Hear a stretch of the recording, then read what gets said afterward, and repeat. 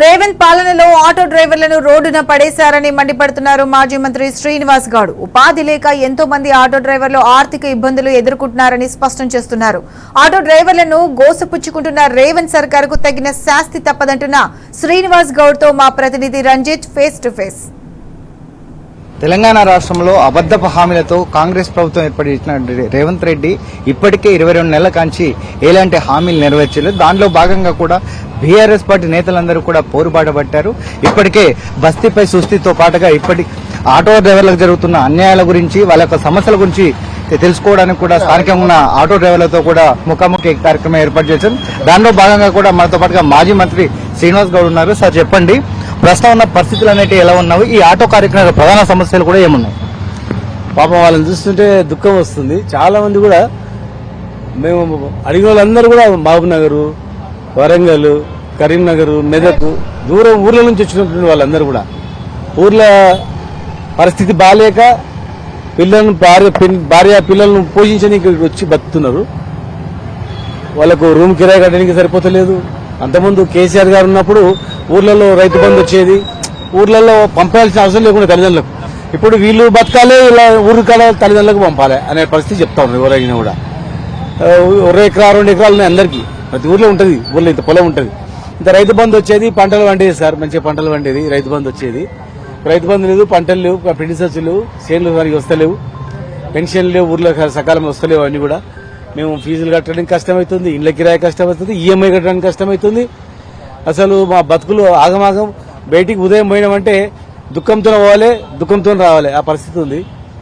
అన్ని సమస్యలు, చాలా బాధలు ఉన్నాయి అందరికి. ఎవరిని కలిసినా మీరు అడగండి, యూట్ ఆర్టిస్ట్ అని కూడా ఎవరిని కలిసినా కూడా ఆంధ్రప్రదేశ్లో చంద్రబాబు అని ఇచ్చిండు.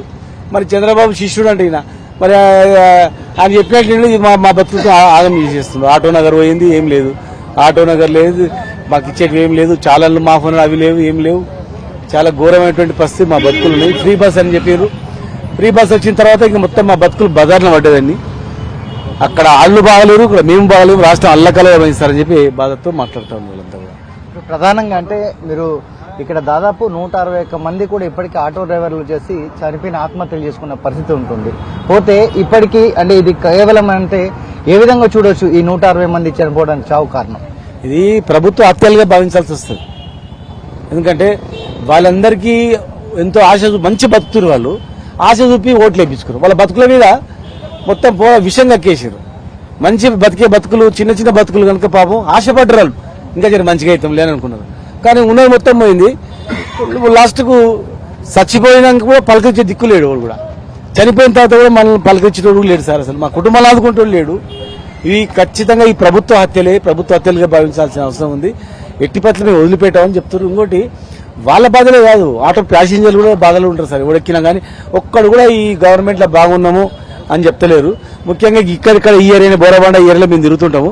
ప్యాసింజర్లు అందరూ చెప్తున్నారు, తూ ఈ గవర్నమెంట్ వచ్చినప్పటి నుంచి మేము రోడ్ల పడితే వదిలిపెట్టదు, ఎట్లయినా సరే వదిలిపెట్టదు. ఈ ఛాన్స్ వచ్చింది మాత్రం మనం మళ్ళీ బుద్ధి చెప్పాలంటే ఓట్లతో బుద్ధి చెప్పాలి, ఓట్లతో బుద్ధి చెప్పాలి. మళ్ళీ డిపాజిట్ గల్లం చేయాలి. ఎట్టి పరిస్థితుల్లో కాంగ్రెస్ ప్రభుత్వం మళ్ళీ మొలవనియొద్దని చెప్పి అంటున్నారు సార్. ముసలామే చెప్తుంది, పిల్లలు చెప్తున్నారు, పనులు చెప్తున్నారు. లాస్ట్ రిటైర్డ్ అయిన వాళ్ళు కూడా మా బండ్ల మీద ఎక్కి ఆఫీసులో చుట్టూ తిరుగుతున్నారు. సెక్రటరీ వేస్తారు, ఏమైంది సార్ అంటే పైసలు వస్తాయో వచ్చినా వస్తలేవయా అని. మంచిగా బతికింటివి, అనవసరంగా నష్టం చేసి మా ఉద్యోగులు కూడా వేయకుండా ఎదురు మా పైసలు మాకు ఇస్తలేరు అని చెప్పి వాళ్ళు బాధపడుతున్నారు. ఒక్కడిని చూడలేదని చెప్తున్నారు. పోయి మా మైనారాయణ దొరికిండు అనపర్తి అంట. 2 ఎకరాలు ఉందంటే ఆయనకు పాపం. ఆ 2 ఎకరాలు మొత్తము వెడిపోయింది. పిండి సంచులు దొరకలేదు, ప్లస్ వాళ్ళ పరిస్థితి బాగాలేదు. మా ఇంటికి పైసలు పంపలేకపోతున్నా, పెళ్ళాం పోయించలేకపోతున్నా.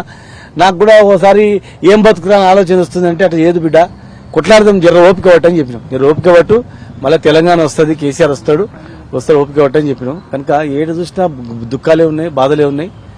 ఇక ఒకసారి రేవంత్ రెడ్డి గారు, కేబినెట్ మినిస్టర్లు అందరూ కూడా మేము చెప్పినవి వాస్తవం కాదనుకుంటే వాళ్ళు కూడా తెలియకుండా పోయి ఆటో ఎక్కి తిరిగి అడగమని చెప్పండి. కేబినెట్లో ఉన్నందరూ కూడా లేదు, వాళ్ళ భార్యలకు చెప్పి వాళ్ళ భార్యలు ఆటోలు ఎక్కి ఆటో అయినతో మాట్లాడి రికార్డ్ చేయమనండి. రికార్డ్ చేసి వాళ్ళతో ఒక్కరన్నా 10 మందిలో ఒక్కడన్నా సంతోషపడ్డాడు ఉన్నాడంటే 10 మందిలో 100లో ఒక్కడన్నా సంతోషంగా ఉండని చెప్పిన వందలు ఒక్కడన్నా మా ప్యాసింజర్లు సంతోషంగా ఉంది ఈ గవర్నమెంట్ మీద, ఏం గవర్నమెంట్ బ్రహ్మాండమైన గవర్నమెంట్ ఒక్కడైనా చెప్తే మేము ఏం చెప్తుంది వింటాం, వాళ్ళు ఏం చెప్తుంది వింటాం. మనతో పాటుగా కూడా మాజీ ఎమ్మెల్యే నరేందర్ రెడ్డి గారు ఉన్నారు. అన్న, ప్రధానంగా ఇప్పుడు ఆటో డ్రైవర్ల దగ్గరికి వెళ్తుంటే వాళ్ళు ఎలాంటి సమస్యలు చెప్తున్నారు?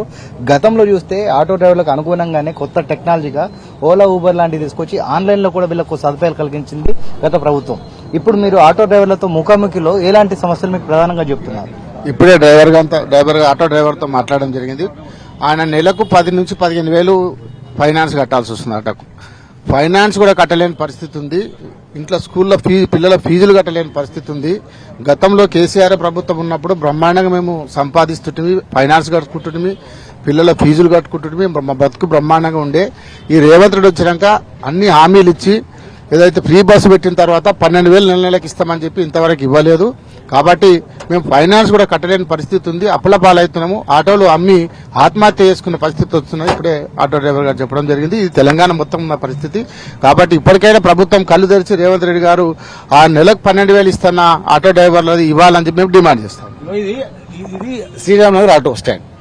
ఇంతకుముందు మేము అడిగినాం ఇన్ని ఆటోల్లో ఏందంటే సార్, ఇంతకుముందు 2 ఏళ్ల క్రితము ఒక్క ఆటో దొరకకుండే ఆటో గురించి మేము వెయిట్ చేస్తుంటే అని చెప్తారు పక్క దుకాణంలో వీళ్ళందరూ కూడా. మరి ఇవాళ చూడు ఇన్ని ఆటోలు ఉన్నాయి, ఉట్టిగా పని లేకుండా ఉన్నాయి ఇవన్నీ కూడా. ఇంకా 10 రూపాయలు ఇస్తాం ఎక్స్ట్రా అంటే కూడా 10 రూపాయలు ఎక్స్ట్రా ఇస్తా అంటే కూడా దొరకకుండే ఇలా మేము మా పరిస్థితులు అని చెప్తున్నారు. చూడండి ఒక్కసారి 4,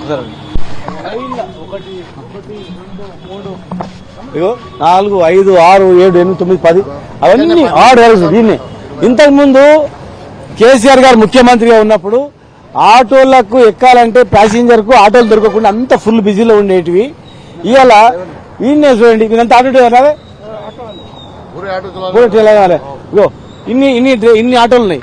గతంలో కేసీఆర్ గారు ఉన్నప్పుడు మరి గిరాకీ ఎక్కువ ఉండే. అవుజీ अब गिराकी है, गिराकी नहीं है. इससे पहले एक ऑटो भी नहीं मिलता था यहाँ.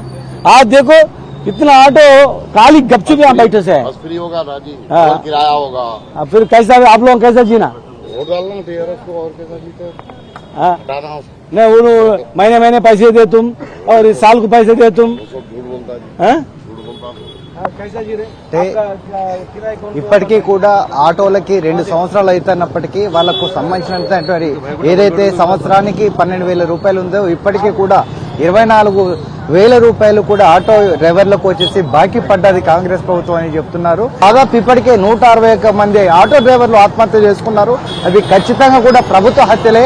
కాబట్టి ఇకనైనా ప్రభుత్వం మేల్కొని ఆటో డ్రైవర్లకు సంబంధించిన సమస్యలను పరిష్కరించాలని కూడా మాజీ మంత్రి శ్రీనివాస్ గౌడ్, మాజీ ఎమ్మెల్యే నరేందర్ గారు చెప్పిన పరిస్థితి కనబడుతుంది. కెమెరామెన్ బాల్తో రంజిత్, టీ న్యూస్, హైదరాబాద్.